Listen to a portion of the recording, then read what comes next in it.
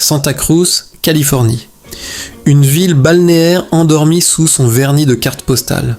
Mais en 1987, un film est venu déterrer les fantômes de son passé pour les transformer en légende éternelle.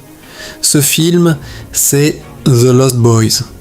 Et derrière ces motos rugissantes, ces vampires électriques et son saxophone torse nu resté gravé dans toutes les mémoires, se cache une histoire de tournage à peine croyable, des scénarios abandonnés, des acteurs renvoyés puis rappelés, un rôle culte qui a failli échapper à celui qui l'a rendu immortel, et une suite jamais tournée qui a laissé l'un des vampires les plus cools du cinéma figé entre la vie et la mort. Et restez jusqu'au numéro 15 parce que vous allez découvrir comment ce film a littéralement posé les fondations de tout le mythe adolescent du vampire moderne jusqu'à Buffy.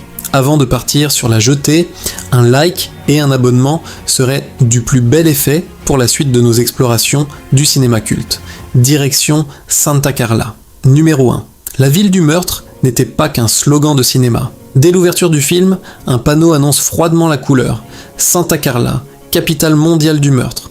Un détail savoureux pour l'ambiance horrifique. Sauf que, pour les habitants de la vraie ville, Santa Cruz, ce n'était pas de la fiction. Dans les années 1970, la région avait traversé une période sombre, hantée simultanément par 3 tueurs en série distincts, un traumatisme collectif qui avait longtemps collé à la réputation de la ville, bien après la fin des enquêtes.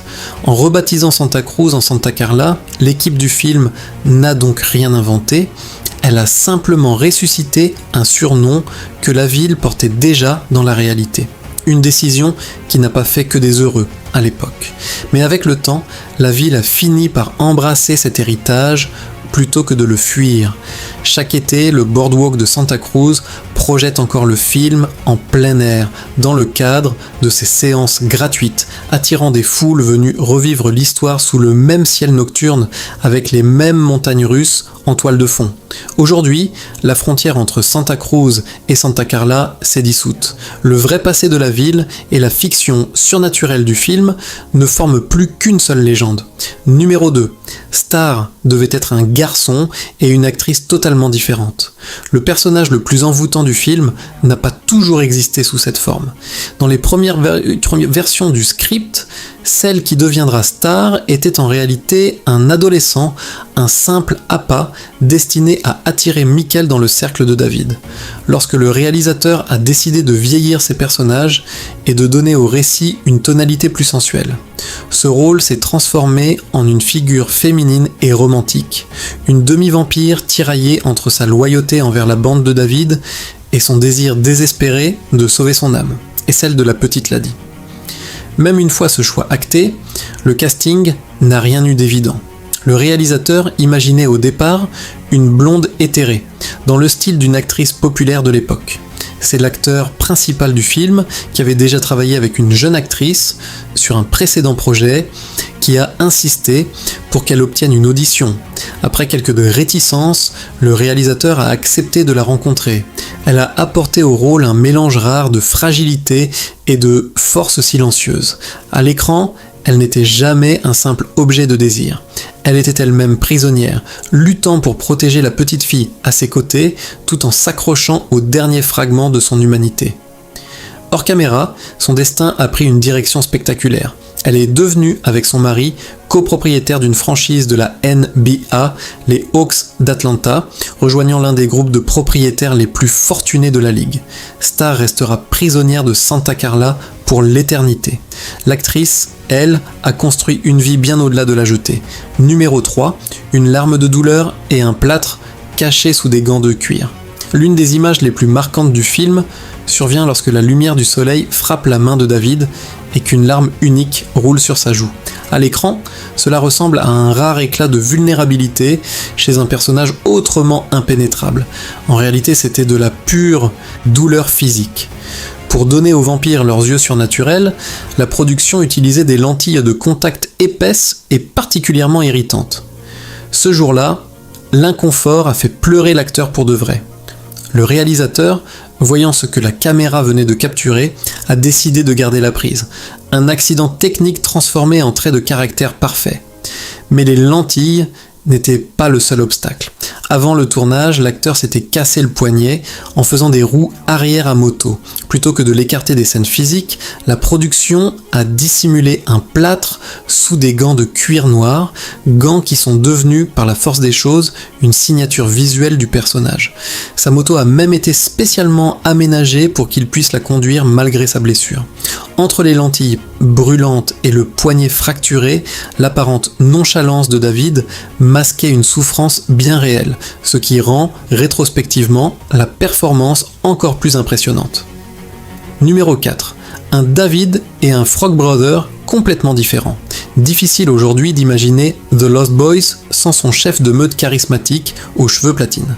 Pourtant, le rôle a failli échapper à l'acteur qu'on connaît. Un comique canadien, encore loin de sa gloire à venir dans les années qui ont suivi, a sérieusement été envisagé pour incarner David. Un choix qui aurait probablement tiré le film vers quelque chose de bien plus comique et beaucoup moins menaçant. Même surprise du côté des Frog Brothers. Un futur grand nom de la comédie américaine a auditionné pour l'un des deux rôles, des années avant de devenir une star du genre. Lors d'une cérémonie en 2010, il a d'ailleurs plaisanté sur cette époque, racontant que le choix final s'était joué entre lui-même, l'acteur qui a fini par jouer David, et les deux comédiens qui ont finalement décroché les rôles des frères Frog. Une version alternative du film, où de futures légendes de la comédie auraient dirigé le gang de vampires et patrouillé dans la boutique de comics, reste un fascinant et si. Mais le casting final a apporté exactement la froideur nécessaire au personnage de David et le sérieux presque martial voulu pour les Frog Brothers. Numéro 5. Les noms des frères Frog cachent un hommage gothique. Edgar et Alan Frog, ça sonne comme des noms choisis au hasard. Ce n'en est rien. Il s'agit d'un clin d'œil direct à un maître du 19e siècle, spécialiste des récits macabres, de la folie et des esprits tourmentés. Une référence littéraire glissée avec malice par les scénaristes dans le script de deux adolescents obsédés par la chasse aux vampires. Une manière subtile de relier cette histoire contemporaine à une lignée bien plus ancienne de l'horreur gothique. Numéro 6. L'entraînement de deux soldats adolescents. Si leurs noms rendent hommage à la littérature gothique, leur personnalité, elle, vient d'un tout autre univers. Lorsque les deux jeunes acteurs ont été choisis pour incarner les Frog Brothers, le réalisateur ne les a pas envoyés étudier les classiques de l'horreur. Il leur a demandé de louer et de regarder tous les films d'action de l'époque qu'ils pouvaient trouver, en particulier les grandes sagas de guerriers solitaires et increvables. L'objectif ? Injecter cette énergie de vétérans endurcis dans le quotidien de deux adolescents qui tiennent une boutique de comics sur le boardwalk. Le résultat s'entend dans chaque réplique, Edgar Frog parle comme s'il avait vu le feu des combats plutôt que des pages de bande dessinée, traitant chaque rumeur de vampire comme un dossier classifié. C'est absurde sur le papier, mais terriblement efficace à l'écran. Deux adolescents qui traitent une menace comme une guerre parce qu'ils se sont eux-mêmes persuadés de l'avoir déjà déclarée. Numéro 7. Un acteur renvoyé, puis sauvé de justesse. Derrière la complicité affichée à l'écran se cachait un jeune acteur en pleine lutte personnelle. Âgé de seulement 16 ans pendant le tournage, il traversait déjà des difficultés liées à la dépendance. Un jour, il est arrivé sur le plateau sous emprise et s'est endormi, incapable de travailler.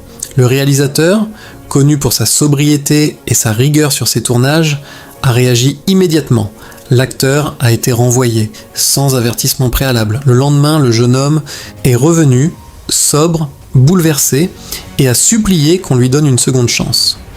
Le réalisateur a accepté, à une condition claire, rester assez lucide pour finir le travail ou perdre le rôle définitivement. L'acteur a tenu bon jusqu'à la fin du tournage, livrant l'une des performances les plus marquantes du film et lançant, avec son partenaire à l'écran, l'un des duos les plus reconnaissables du cinéma pour adolescents des années 1980. Une amitié à l'écran comme à la ville, symbole de la gloire adolescente et de ses promesses. Mais les années suivantes ont été beaucoup plus sombres. Dépendance, pression de l'industrie, épreuves personnelles. Son partenaire de jeu s'est éteint en 2010, à seulement 38 ans.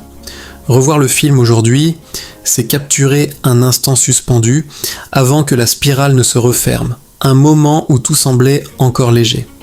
Numéro 8, des Goonies vampiriques aux classiques en cuir qu'on connaît. Le film n'a pas toujours été le cauchemar stylisé qu'on adore.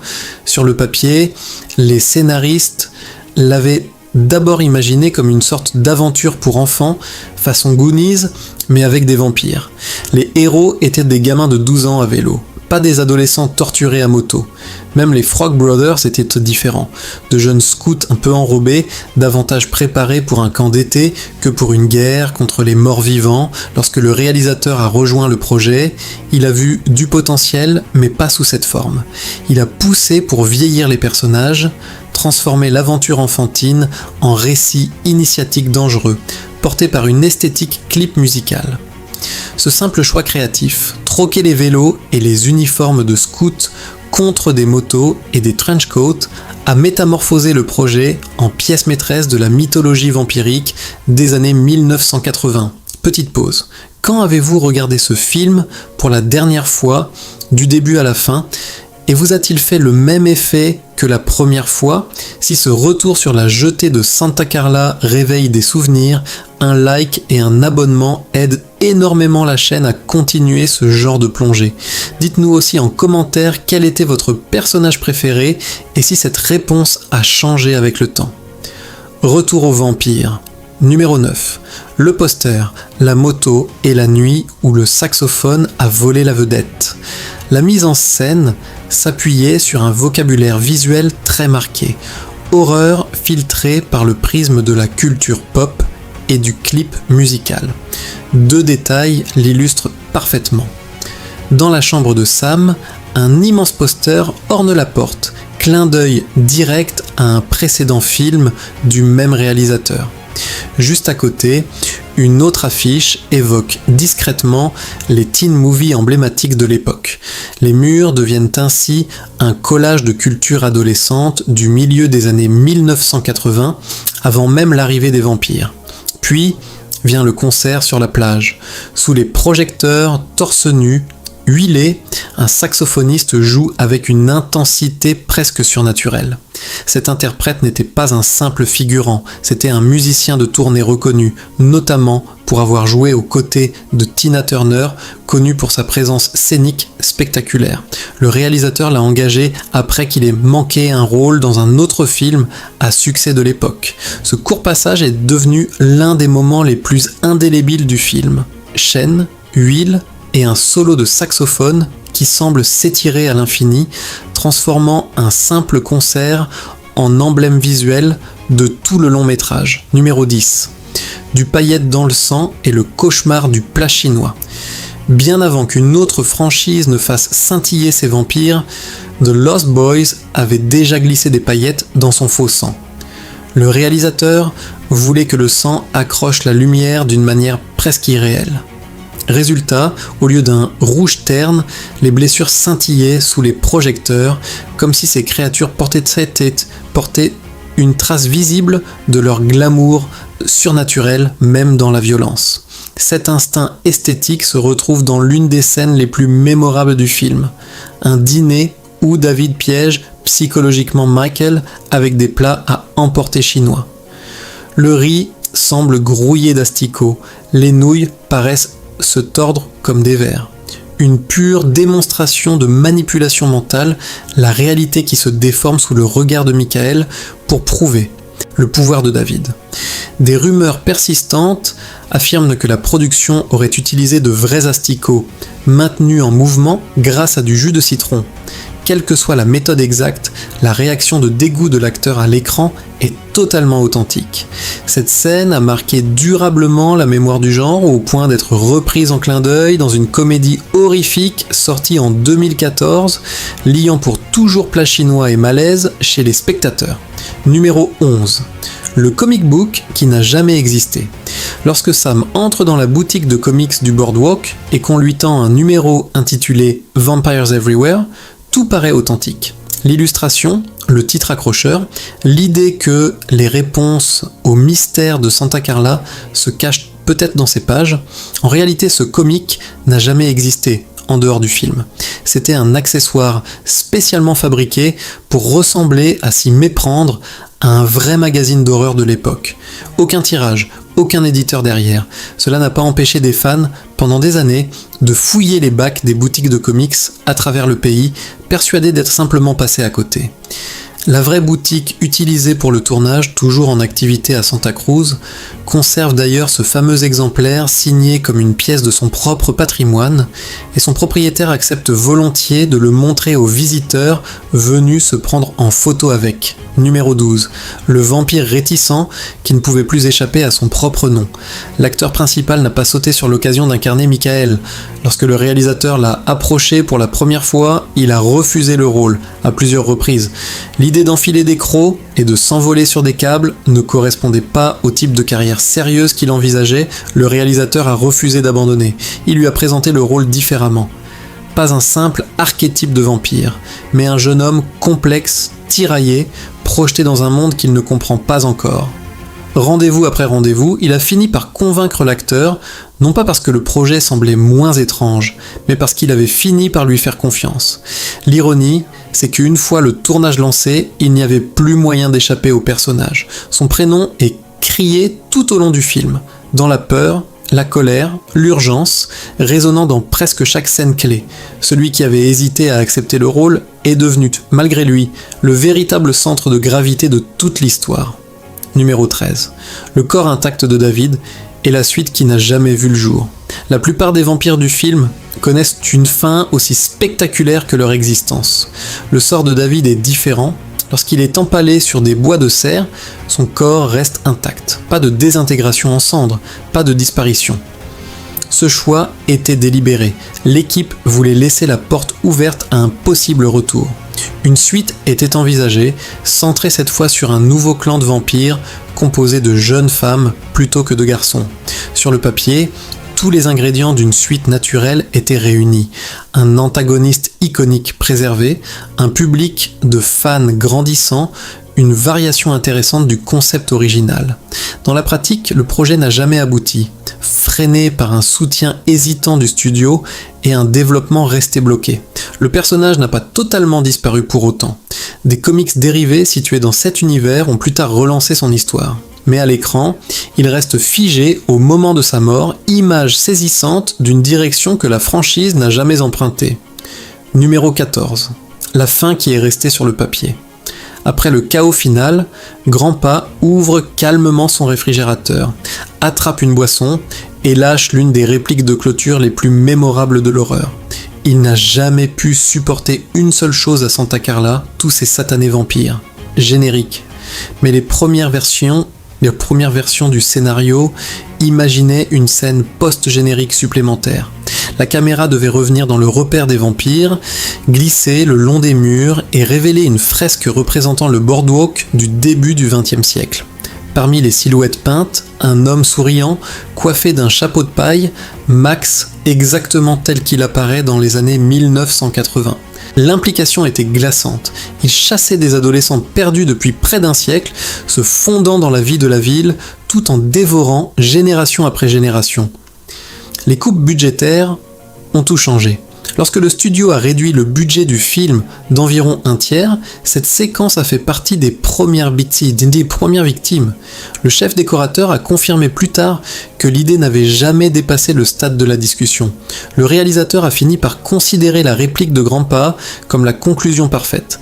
Un dernier équilibre entre horreur et humour, préférant laisser le public rire plutôt que frissonner devant l'idée d'un prédateur éternel. Numéro 15. Comment ce film a inventé le vampire adolescent moderne. The Lost Boys n'a pas seulement modernisé l'esthétique du vampire, il a redéfini la manière dont les créateurs pensent la cohabitation entre vampirisme et adolescence. La créatrice de Buffy contre les vampires a elle-même cité ce film comme une influence directe et les échos sont indéniables.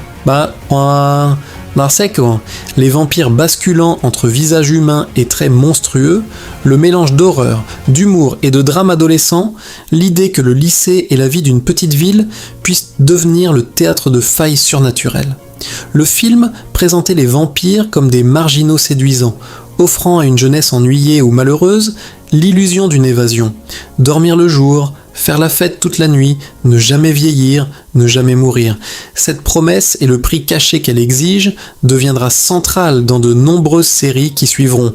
Le film a montré qu'une histoire de vampire pouvait parler d'appartenance, de famille, de pression sociale et de la tentation de fuir ses responsabilités pour une adolescence éternelle. Un équilibre entre émotion sincère et horreur stylisée qui continue de résonner des décennies plus tard. Voilà pour ces 15 secrets qui se cachent derrière la jetée de Santa Carla. Quel fait vous a le plus surpris ? Celui sur la suite jamais tournée, sur le poignet cassé ou sur ce comic book qui n'a jamais existé ? Dites-le en commentaire. Et si ce voyage nocturne sur le boardwalk vous a donné envie de replonger dans le film, laissez un like, abonnez-vous et partagez cette vidéo avec quelqu'un qui connaît encore chaque parole de sa chanson culte. On se retrouve très vite pour une nouvelle plongée dans les coulisses du cinéma.